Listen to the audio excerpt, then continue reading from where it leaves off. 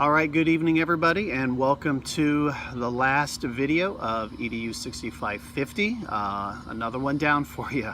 A great experience. I know that every time I teach these courses I learn something, and I hope that you've gleaned some useful information for you to move forward with from your readings and the discussions. I hope that they have proven to be fruitful for you. Okay, so I'm going to go ahead and get into what we've got left here in this final week. The only two things you've got going on this week is the Data-Wise chapters 9 and 10 and Leverage Leadership chapter 7. We do not have a discussion forum this last week. That was last week's, was the last one. You just need to read that. I would encourage you to make sure you do spend a few moments going through those chapters and highlighting the key points there, because you may find some of that information on your final exam.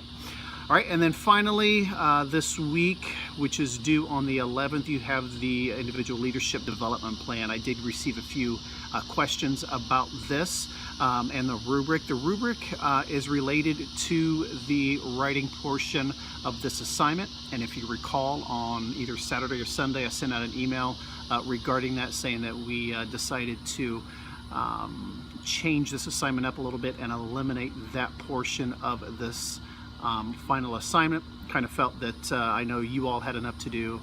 I know I certainly have had enough to do, and one less grading paper to grade for me would be a good thing.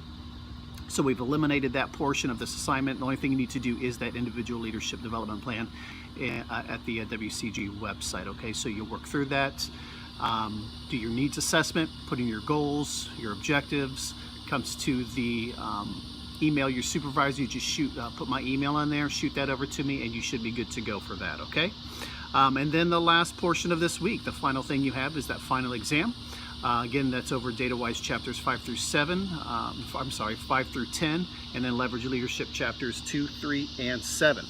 I will open up the final exam for you on the 12th at 11:50. Actually, it'll open up at midnight on the 12th, and it will remain open through the 15th and close at 11:55 on the 15th.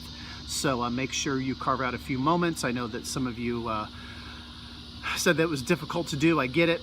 I understand, but make sure that you do have the time. I know that when I was going through my program, sometimes I would just have to leave the house. I have 3 little ones, so I get the difficulties there. I can sympathize with you on that. But make sure you do carve out that time to complete that exam, and that within that 4-hour allotment. Just like the midterm, you will have 4 hours to complete that. Okay.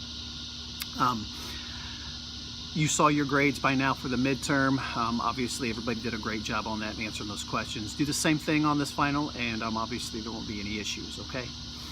All right, if you have any questions on anything that I've covered in this last week, anything that's due, and any dates, don't hesitate to contact me, whichever your preferred method is, email or texting, and I'll get back to you as soon as I get it.